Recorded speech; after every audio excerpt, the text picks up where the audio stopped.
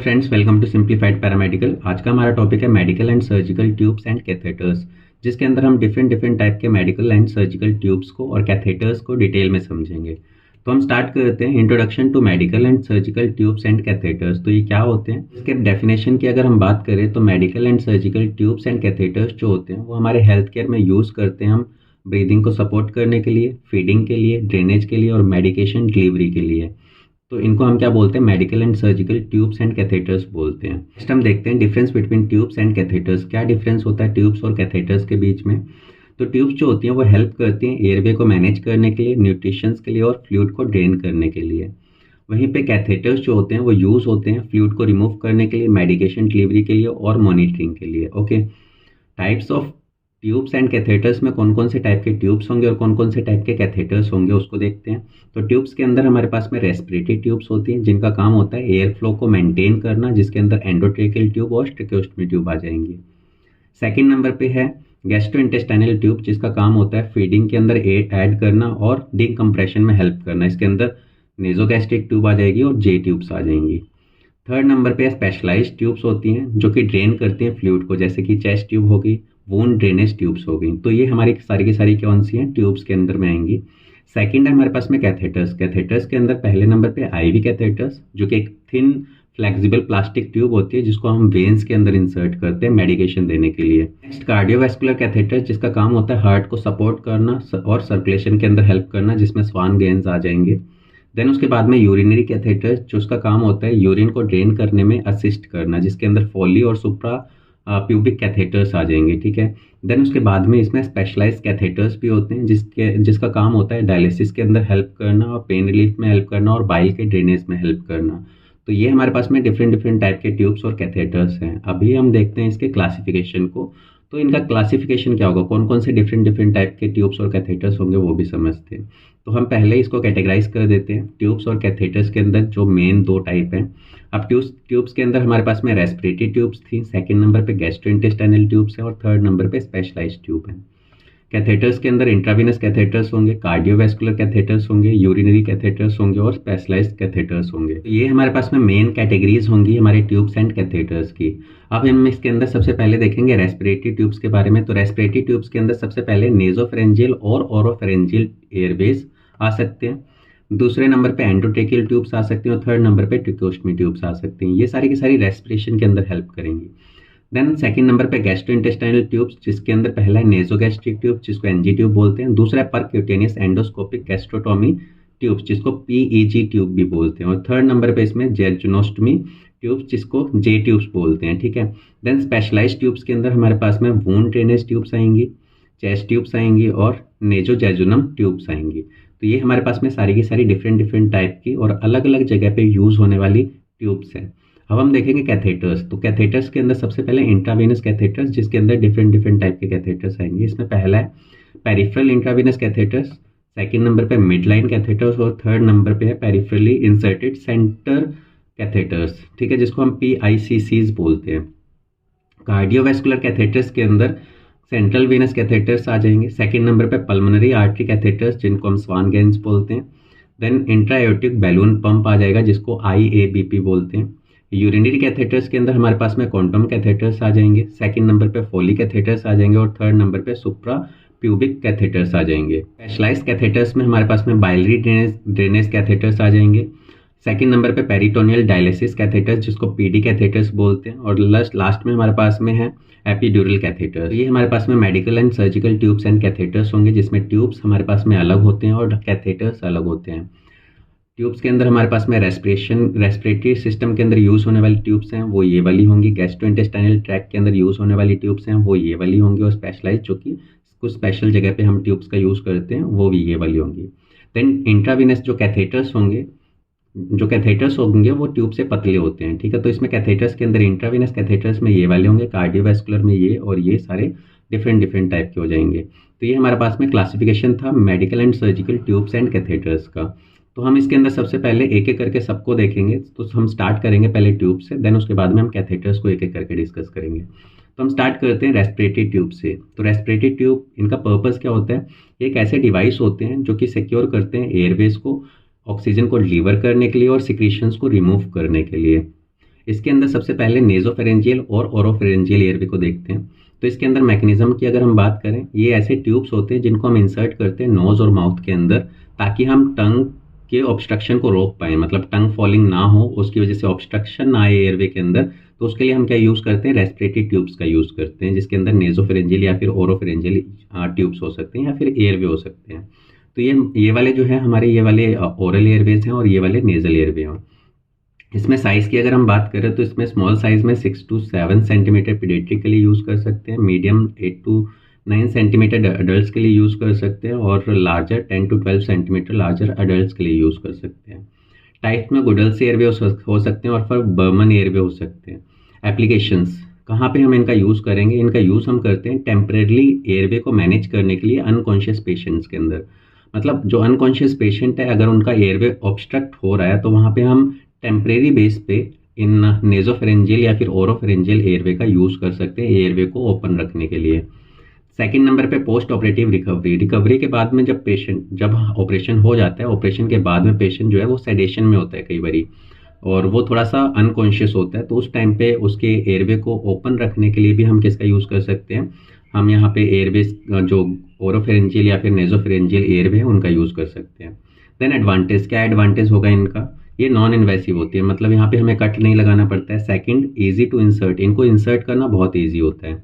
Limitations, इसके अंदर कौन सी कमियाँ होंगी, तो ये not for long term use, आप लंबे टाइम तक इसका यूज़ नहीं कर सकते हो, और मे कॉज गैगिंग इन कॉन्शियस पेशेंट, और जैसे जैसे पेशेंट कॉन्शियस होता जाता है तो वहाँ पे गैग रिफ्लेक्स आ जाता है, जिससे कि पेशेंट उस ट्यूब को बाहर निकालने लग जाएगा। ठीक है, तो ये हमारे पास में रेस्पिरेटरी ट्यूब्स होंगी जो कि नेजोफेरेंजियल या फिर ओरोफेरेंजियल एयरवेज हो सकते हैं।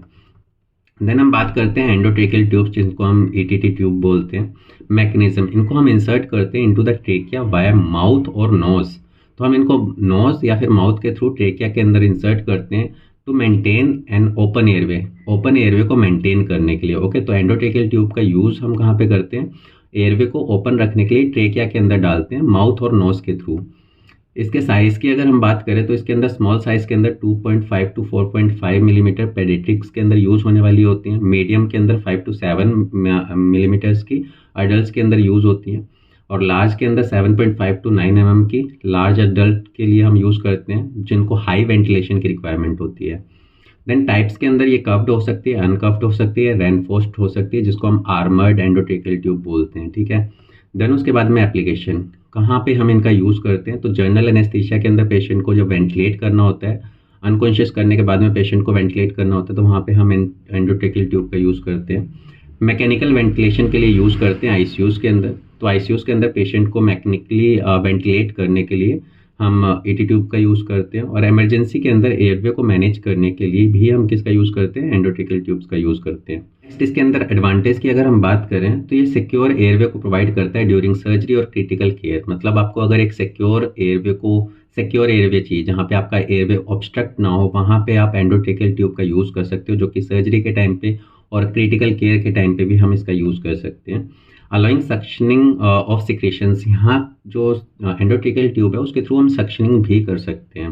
देन लिमिटेशंस, क्या लिमिटेशंस होंगी इसकी, risk of ventilator associated pneumonia, तो अगर ईटी ट्यूब हमने डाली है तो उसको हमें वेंटिलेटर के साथ में अटैच करना पड़ता है उसको वेंटिलेट करने के लिए, और वेंटिलेटर की वजह से वहाँ पे क्या हो सकता है, वेंटिलेटर एसोसिएटेड निमोनिया हो सकता है, इन्फेक्शन होने के चांसेस हो सकते हैं।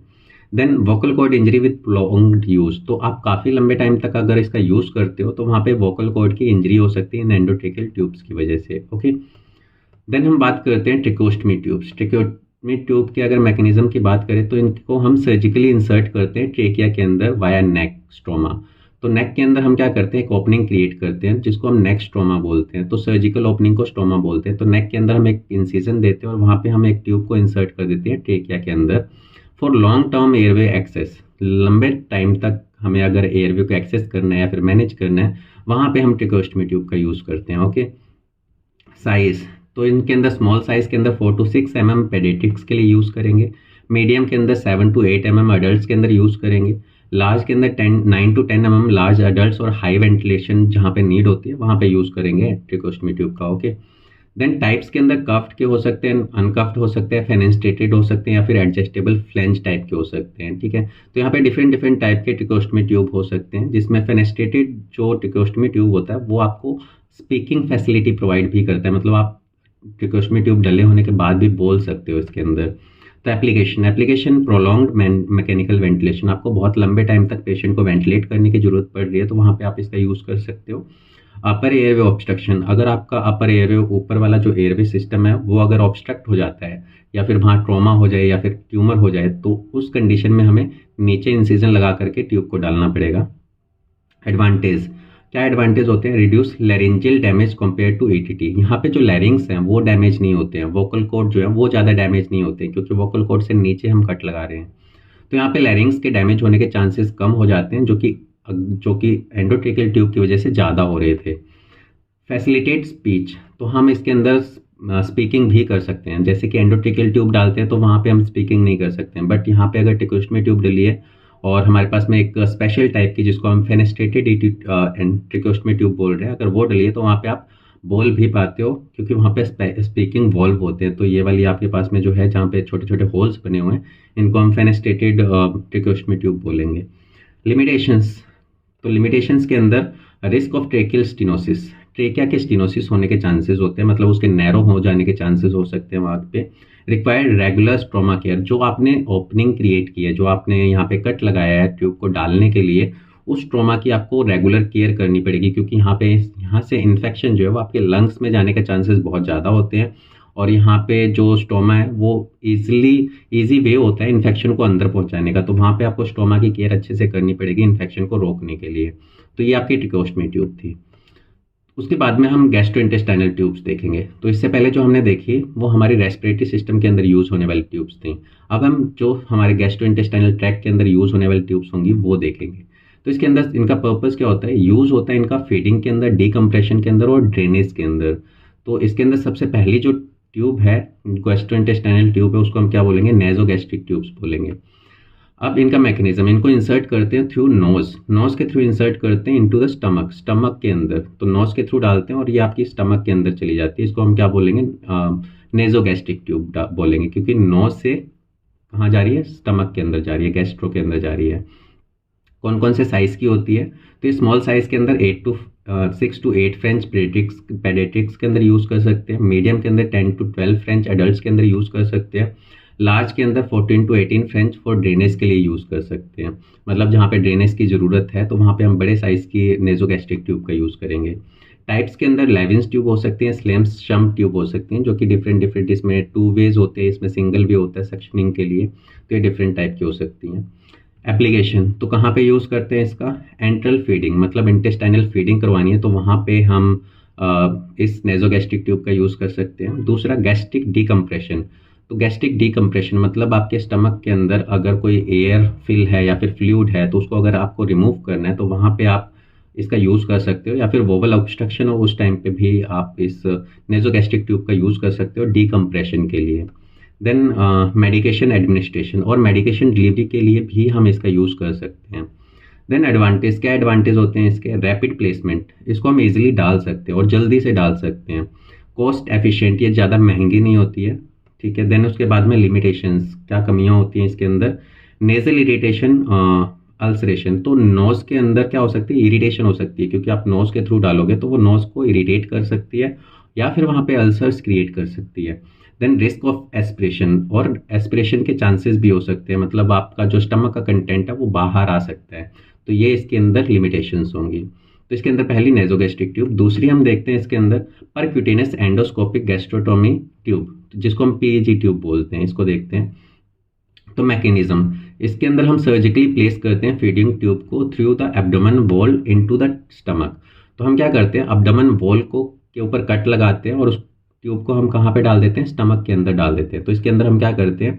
सर्जिकली यहाँ पे हम एक कट लगाते हैं और एक ट्यूब को एब्डोमेन वॉल से कहाँ पे पहुँचा देते हैं? हमारे स्टमक के अंदर पहुँचा देते हैं, और इसी को हम क्या बोलते हैं? परक्यूटेनियस एंडोस्कोपिक गैस्ट्रोटोमी ट्यूब बोलते हैं, क्योंकि इसको हम गैस्ट्रोस्कोपी की हेल्प से डाल सकते हैं। ओके, गैस्ट्रोस्कोपी की हेल्प से इसके अंदर हम कट लगाएंगे और अंदर साइड कहाँ पे उसको इंसर्ट करना है वो देख करके हम इसको प्लेस कर सकते हैं। साइज़ कौन कौन से साइज़ की आ सकती है? ये स्मॉल 14 टू 16 फ्रेंच की पेडियाट्रिक्स के अंदर यूज़ कर सकते हैं, मीडियम में 18 टू 20 फ्रेंच एडल्ट्स के अंदर यूज़ कर सकते हैं, और लार्ज के अंदर 22 to 24 French for thicker feeds, मतलब ज़्यादा थिक फीड करवाना है तो वहाँ पे यूज़ कर सकते हैं। टाइप्स के अंदर ये बैलून रिटेंड हो सकते हैं और नॉन बैलून रिटेंड हो सकते हैं, मतलब जो आपने ट्यूब डाली है वहाँ पे बैलून हो सकता है और नहीं भी हो सकता है, ठीक है। तो ये वाली होगी एप्लीकेशंस। कहाँ पे हम इसका यूज़ करेंगे, तो आप इसको पहले समझो। देखो ये हमारी एब्डोमेन वॉल है, तो हमने क्या किया, यहाँ पे कट लगाया और इस ट्यूब को अंदर डाल दिया और इसके बैलून को इन्फ्लेट कर दिया ताकि ये बाहर ना निकले, और यहाँ से हम डायरेक्टली फीडिंग करवा सकते हैं, जो कि कहाँ पे जाएगा, डायरेक्टली आपके स्टमक के अंदर जाएगा। ओके, कहाँ पे यूज़ करेंगे, लॉन्ग टर्म एंट्रल न्यूट्रिशन, लंबे टाइम तक आपके इंटेस्टाइन के अंदर, गैस्ट्रोइंटेस्टाइनल ट्रैक्ट के अंदर न्यूट्रिशन देने के लिए हम इसका यूज़ कर सकते हैं। पेशेंट विद डिस्फेजिया, स्ट्रोक और ALS के अंदर यूज़ करते हैं। तो ऐसे पेशेंट जो कि डिफ़िकल्टी होती है जिनको खाने के अंदर, और स्ट्रोक वाले पेशेंट। इसके अलावा तो ये एक न्यूरोलॉजिकल डिजीज़ है जिसके अंदर आपके मोटर नर्व जो है वो डैमेज हो जाते हैं, जिसको एमाइलोट्रोफिक लेटरल स्क्लेरोसिस बोलते हैं। तो ये कंडीशन होगी। द नेक्स्ट एडवांटेज, तो क्या एडवांटेज होंगे, तो reduce aspiration risk compare to nasogastric tube. यहाँ पे जो एस्पिरेशन के चांसेस होते हैं बहुत कम हो जाते हैं नेजोगैस्ट्रिक ट्यूब के कंपेयर के अंदर, क्योंकि वहाँ पे वो इरिटेशन भी कॉज कर रही थी अपर गैस्ट्रिक ट्रैक्ट के अंदर। Then cosmetics, hidden under clothings, तो ये क्या होती है, आपके कपड़ों के नीचे छिप जाती है, तो इतना अजीब नहीं लगेगा इसको अगर आप इसको यूज़ कर रहे हो तो उस टाइम पे। लिमिटेशंस, तो लिमिटेशंस के अंदर रिस्क ऑफ पेरिटोनाइटिस हो सकता है। इसके अलावा रिक्वायर्ड एंडोस्कोपिक और सर्जिकल प्लेसमेंट, मतलब यहाँ पे एंडोस्कोपिक मेथड का भी यूज़ करना पड़ सकता है इसको प्लेस करने के लिए, या फिर सर्जिकली भी इसको प्लेस करने की ज़रूरत पड़ सकती है। तो ये हमारे पास में परक्यूटेनियस एंडोस्कोपिक गैस्ट्रोटोमी ट्यूब्स होगी, जिसको हम अब्डोमेन के बाहर से इंसर्ट करते हैं कट लगा करके, ठीक है। देन उसके बाद में हम स्टार्ट करते हैं जेजुनोस्टमी ट्यूब, जिसको हम जे ट्यूब बोलते हैं। तो मैकेनिज्म क्या होता है, इसके अंदर हम प्लेस करते हैं directly into the jejunum for feeding. तो अभी हमने जो गैस्ट्रोटोमी ट्यूब देखी थी उसके अंदर हम स्टमक के अंदर प्लेस कर रहे थे। तो जेजुनोस्टमी ट्यूब के अंदर जो हमारी फीडिंग ट्यूब है उसको हम कहाँ पे डालेंगे, जेजुनम के अंदर डालेंगे डायरेक्टली। तो वहाँ पे हम क्या कर रहे थे, इस वाले में गैस्ट्रोटोमी ट्यूब के अंदर इस स्टमक के अंदर डाल दे रहे थे, दूसरे वाले में इसमें हम क्या करेंगे, जो ट्यूब होगी उसको हम जेजुनम के अंदर डालेंगे, ठीक है। साइज के अंदर हमारे पास में स्मॉल साइज में 8 टू 10 फ्रेंच पेडियाट्रिक्स जेजुनोस्टमी ट्यूब हो सकती हैं, मीडियम में 12 टू 14 फ्रेंच एडल्ट्स के लिए हो सकती हैं, और लार्जर के लिए 16 टू 18 फ्रेंच की हो सकती हैं, जो कि हाई फ्लो फीड करवाने में हेल्प करेंगी। टाइप्स के अंदर हमारे पास में 2 टाइप के मेन होते हैं, डायरेक्ट PEJ और गैस्ट्रोजेजुनोस्टमी GJ ट्यूब्स। तो PEJ का मतलब क्या होता है, परक्यूटेनियस एंडोस्कोपिक जेजुनोस्टमी, जिसके अंदर हम क्या करते हैं, हम अब्डोमेन वॉल के ऊपर कट लगाते हैं और उसको एंडोस्कोपिक मेथड से जेजुनम के अंदर डाल सकते हैं। इसको डायरेक्ट जेजुनोस्टमी बोलेंगे, मतलब डायरेक्टली हमने जेजुनम के अंदर डाला है। बट गैस्ट्रोजेजुनोस्टमी के अंदर ट्यूब को हम क्या वहाँ पे डाल रहे हैं, ये वाली हमारी PEJ है, और ये वाली हमारी कौन सी हो जाएगी, गैस्ट्रोजेजुनोस्टमी, जिसके अंदर कट हमने स्टमक के पास में लगाया और ट्यूब को पहले हमने स्टमक के अंदर डाला है, डालने के बाद में वो ट्यूब को आगे कर दिया कहाँ तक, जेजुनम तक। तो इसको हम क्या बोलेंगे, गैस्ट्रोजेजुनोस्टमी बोलेंगे, ठीक है। तो ये हमारे पास में डिफरेंट टाइप के जेजुनोस्टमी ट्यूब हो जाएंगी। ओके, एप्लीकेशन में हमारे पास में ऐसे पेशेंट के अंदर हम यूज़ करते हैं जहाँ पे गैस्ट्रिक डिसफंक्शन होता है, मतलब उनका स्टमक काम नहीं करता है, जैसे कि गैस्ट्रोपेरेसिस के अंदर। सेकंड, पोस्ट पेंक्रियाटिक सर्जरी, ऐसी सर्जरी जिसमें हम पेंक्रियास को रिमूव कर देते हैं, तो उसके बाद भी हम इस ट्यूब का यूज़ कर सकते हैं। एडवांटेज, क्या एडवांटेज होगा इसका, बाईपास द स्टमक, ये स्टमक को बाईपास कर सकता है। रिड्यूस रिफ्लक्स रिस्क, तो यहाँ पे रिफ्लक्स होने के मतलब फ्लूइड के रिफ्लक्स या फिर एस्पिरेशन के चांसेस खत्म हो जाते हैं। देन लिमिटेशंस, कॉम्प्लेक्स प्लेसमेंट, यहाँ पे इस ट्यूब को डालना थोड़ा सा कॉम्प्लेक्स प्रोसीजर हो सकता है। Then high risk of tube dislodgement, यहाँ पे ट्यूब के डिसलोकेट होने के मतलब अपनी जगह से हट जाने के चांसेस जो है वो ज़्यादा हो सकते हैं। तो ये हमारे पास में जेजुनोस्टमी ट्यूब होगी, जे ट्यूब होगी, जो कि इस तरीके से काम करेगी। नेक्स्ट हम देखते हैं स्पेशलाइज्ड ट्यूब। तो स्पेशलाइज्ड ट्यूब के अंदर सबसे पहले नंबर पे वुंड ड्रेनेज ट्यूब। तो वुंड ड्रेनेज ट्यूब के मैकेनिज्म क्या होता है, इनका काम होता है रिमूव करना फ्लूइड को या फिर एयर को फ्रॉम द सर्जिकल साइट। तो सर्जिकल साइट से फ्लूइड को रिमूव करने के लिए हम क्या यूज़ कर सकते हैं, वुंड ड्रेनेज ट्यूब का यूज़ कर सकते हैं। साइज़ के अंदर ये स्मॉल 10 टू 12 फ्रेंच पेडियाट्रिक्स के अंदर यूज़ कर सकते हैं, मीडियम 12 टू 16 फ्रेंच एडल्ट्स के अंदर, और लार्जर में 18 to 20 French high output drainage के लिए यूज़ कर सकते हैं ट्यूब्स का। ये ट्यूब्स के साइज़ हैं। देन टाइप्स के अंदर ये जैक्सन प्रेट ड्रेन हो सकती है, ब्लैक ड्रेन हो सकती है, और होमोवैक ड्रेन हो सकती है, मतलब बहुत सारे टाइप की डिफरेंट टाइप की वुंड ड्रेनेज ट्यूब होती हैं। एप्लीकेशन कहाँ पे हम इनका यूज़ करते हैं, पोस्ट सर्जिकल ड्रेनेज, मतलब सर्जरी के बाद में जिस एरिया में आपने सर्जरी करी है तो सर्जिकल साइट से उस फ्लूइड को रिमूव करने के लिए, एक्स्ट्रा फ्लूइड को रिमूव करने के लिए। एब्सेस ड्रेनेज, अगर कहीं पे पस भर गई तो उस पस को रिमूव करने के लिए भी हम इनका यूज़ कर सकते हैं। एडवांटेज, प्रिवेंट फ्लूइड अक्मुलेशन, तो फ्लूइड को अक्मुलेट होने से रोकते हैं किसी भी सर्जिकल साइट से या फिर किसी भी वुंड एरिया से। देन रिड्यूस इन्फेक्शन रिस्क, और इसकी वजह से इन्फेक्शन का रिस्क जो है वो भी कम हो जाता है। लिमिटेशंस के अंदर रिस्क ऑफ डिसलॉजमेंट, यहाँ पे इसके डिसलोकेट होने के चांसेस हो सकते हैं। इसके अलावा रिक्वायर मॉनिटरिंग, यहाँ पे मॉनिटरिंग की भी रिक्वायरमेंट होगी क्योंकि जब ये फिल हो जाते हैं इनको वापस से खाली करना पड़ता है। तो स्पेशलाइज ट्यूब के अंदर पहली हमारी वुंड ड्रेनेज ट्यूब है जो कि कुछ इस तरीके से काम करेगी। अब हमारे पास में चेस्ट ट्यूब, चेस्ट ट्यूब के मैकेनिज्म की अगर हम बात करें तो इसको हम इंसर्ट करते हैं प्लूरल स्पेस के अंदर to drain air and fluid. तो प्लूरल स्पेस के अंदर अगर एयर और फ्लूइड भर जाता है तो उसको रिमूव करने के लिए हम चेस्ट ट्यूब का यूज़ करते हैं, क्योंकि अगर प्लूरल स्पेस के अंदर एयर या फिर एयर भर जाती है या फिर फ्लूइड भर जाता है तो उससे जो प्लूरल कैविटी है वो ज़्यादा बड़ी हो जाती है, जिससे कि लंग्स को स्पेस नहीं मिलती एक्सपेंड करने के लिए। तो उसके लिए हमें क्या यूज़ करना पड़ता है, चेस्ट ट्यूब का यूज़ करना पड़ता है उस एयर को और फ्लूइड को रिमूव करने के लिए। इसके अंदर साइज़ की बात करें तो यहाँ पे स्मॉल साइज़ के अंदर 10 to 14 फ्रेंच के पेडियाट्रिक्स के अंदर यूज़ करेंगे ट्यूब्स का, मीडियम 16 to 20 फ्रेंच एडल्ट्स के अंदर यूज़ करेंगे और लार्ज 28 to 52 हीमोथोरेक्स वाले पेशेंट के अंदर यूज़ करेंगे। तो यहाँ पे जो फ्रेंच है एक यूनिट है जिसको हम एमएम के अंदर देख लेते हैं। तो जो ट्यूब्स हम बोल रहे हैं, ट्यूब्स का जो साइज़ बोल रहे हैं वो कितनी मोटी होंगी उसको यहाँ पे समझ लेते हैं। तो ये हमारे पास में साइज़ चार्ट है जिसको आप देख करके समझ सकते हो जो ये हम फ्रेंच वर्ड यूज़ कर रहे हैं वो कितने मोटे हो सकते हैं ट्यूब्स और कितने पतले हो सकते हैं। ओके, अब हमारे पास में टाइप्स के अंदर जो चेस्ट ट्यूब होंगी वो स्ट्रेट हो सकती हैं, पिगटेल हो सकती हैं और ट्रोकार हो सकती हैं। तो स्ट्रेट वाली ये वाली जो हमारी जो होती हैं इनको हम स्ट्रेट चेस्ट ट्यूब बोल सकते हैं। पिगटेल जो होती हैं वो स्मॉल न्यूमोथोरेक्स को रिमूव करने के लिए हम पिगटेल वाले का यूज़ करते हैं, जो शॉर्ट टर्म जो कम फ्लूइड और एयर जो है उसको रिमूव करना है तो वहाँ पे यूज़ कर सकते हैं। इसके अलावा ट्रोकार जो चेस्ट ट्यूब होती है इनका हम इमरजेंसी के टाइम पे एयर को या फिर न्यूमोथोरेक्स को रिमूव करने के लिए चेस्ट ट्यूब का यूज़ करते हैं। तो ये हमारे पास में डिफरेंट टाइप की चेस्ट ट्यूब हो सकती हैं। देन उसके बाद में है एप्लीकेशंस, कहाँ पे हम इनका यूज़ करते हैं। पहला न्यूमोथोरेक्स, अगर आपके प्लूरल कैविटी के अंदर हवा भर जाती है, एयर भर जाती है तो उस कंडीशन के अंदर यूज़ करते हैं। हीमोथोरेक्स, जब आपके प्लूरल स्पेस के अंदर ब्लड भर जाता है तब वहाँ पे हम इसका यूज़ करेंगे उसको निकालने के लिए। एडवांटेज क्या होता है इस चेस्ट ट्यूब का, एडवांटेज होता है रिस्टोर लंग्स एक्सपेंशन। तो अगर हम जो एक्सेस फ्लूइड और एयर को हम रिमूव कर देंगे तो वहाँ पे प्लूरल कैविटी के अंदर जो स्पेस है वो कम हो जाएगा और आपका लंग्स जो है वो पूरा एक्सपेंड कर पाएगा, मतलब उसको वो पूरा एक्सपेंड होगा तो आप अच्छे से ब्रीदिंग कर पाओगे। ठीक है, देन इसकी लिमिटेशंस, तो लिमिटेशंस के अंदर रिस्क ऑफ इन्फेक्शन, एम्पाइमा, यहाँ पे इन्फेक्शन के रिस्क ज़्यादा होते हैं अगर हम इस ट्यूब को यूज़ करते हैं, जैसे कि एम्पाइमा, आपके पस जो है वो बन सकती है लंग्स के अंदर। सेकंड है पेन ड्यूरिंग इंसर्शन, काफ़ी पेनफुल प्रोसीजर है जब आपकी बॉडी के अंदर या फिर प्लूरल स्पेस के अंदर इसको इंसर्ट करते हैं। चेस्ट ट्यूब काम कैसे करती है उसको समझते हैं। चेस्ट ट्यूब जो है हम इंसर्ट करने के बाद में उसको कनेक्ट करते हैं ड्रेनेज सिस्टम के साथ में, और ड्रेनेज सिस्टम इसका कुछ स्पेशल टाइप का होता है, मतलब वो नॉर्मल ड्रेनेज सिस्टम की तरह नहीं होगा कि वहाँ पे आपको ड्रेन कर देना सीधा, क्योंकि आपकी लंग्स के साथ में अटैच है तो इसको हमें एक स्पेशल टाइप के ड्रेनेज सिस्टम के साथ में अटैच करना पड़ता है जिसको हम अंडर वाटर सील बोलते हैं।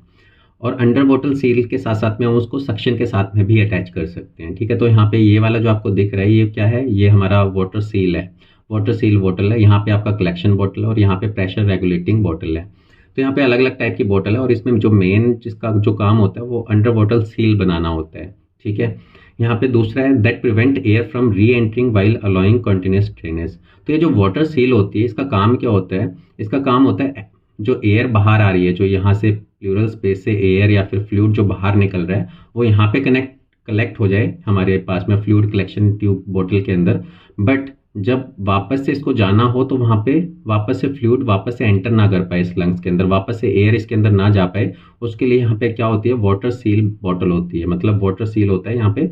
तो उसकी वजह से क्या होता है, एयर और जो वाटर है वापस से लंग्स के अंदर नहीं जा पाएगा, मतलब ड्रेनेज हो तो सकती है बट वापस इसके अंदर कुछ नहीं जा पाएगा। इसी को हम क्या बोलते हैं, अंडर वाटर सील बोलते हैं। ठीक है, ओके, नेक्स्ट हमारे पास में नेजोजेजुनम ट्यूब जिसको एनजे ट्यूब भी बोलते हैं। मैकेनिज्म, इनको हम पास करवाते हैं through nose into the jejunum for feeding. तो इनको हम पास कहाँ से करवाते हैं, नोज से डालते हैं, कहाँ पे, जेजुनम के पास में डालते हैं, किसके लिए, फीडिंग के लिए। और साइज़ के अंदर ही हमारे पास में स्मॉल साइज़ के अंदर 8 to 10 फ्रेंच पेडियाट्रिक्स के अंदर यूज़ कर सकते हैं, जो कि इनके डायमीटर होंगे। मीडियम के अंदर 12 टू 14 फ्रेंच एडल्ट्स के अंदर यूज़ करेंगे और लार्ज के अंदर 16 to 18 French high flow feeds के लिए यूज़ करेंगे। एप्लीकेशन के अंदर हम पेशेंट विद गैस्ट्रिक डिस्फंक्शन, जिनको गैस्ट्रिक डिस्फंक्शन होता है वहाँ पे यूज़ करेंगे इसका, और पोस्ट पेंक्रेटिक सर्जरी वाले पेशेंट के अंदर हम एनजी ट्यूब का यूज़ कर सकते हैं। देन एडवांटेज के अंदर हमारे पास में बाईपास द स्टमक, ये स्टमक को बाईपास कर देता है, रिड्यूस एस्पिरेशन रिस्क को भी कम कर देता है। लिमिटेशंस, डिफ़िकल्ट प्लेसमेंट, इसको प्लेस करना थोड़ा सा डिफ़िकल्ट होता है, और दूसरा रिस्क ऑफ डिसलॉजमेंट, इसके डिसलोकेट होने के भी चांस होते हैं। ठीक है, तो ये हमारे पास में एनजे ट्यूब होगी, जिसको नोज से जेजुनम में डालते हैं। ठीक है, thank you for watching. I hope आपको ये वीडियो इन्फॉर्मेटिव लगी होगी, जिसके अंदर हमने डिफरेंट टाइप के medical and surgical tubes and catheters को डिटेल में समझा। तो इस वीडियो में हमने अभी ट्यूब्स को डिटेल में समझा है, कैथेटर्स हमारे जो है वो दूसरी वीडियो के अंदर आ जाएंगे। तो हमने डिफरेंट टाइप के ट्यूब्स को डिटेल में समझा, और उनके मैकेनिज्म को, उनके साइजेस को, एडवांटेज को, लिमिटेशंस को, वो किस तरीके से काम करती है। अगर आपको ये वीडियो इन्फॉर्मेटिव लगती है तो आप इस वीडियो को लाइक कर सकते हो, कमेंट कर सकते हो, इस चैनल को सब्सक्राइब कर सकते हो।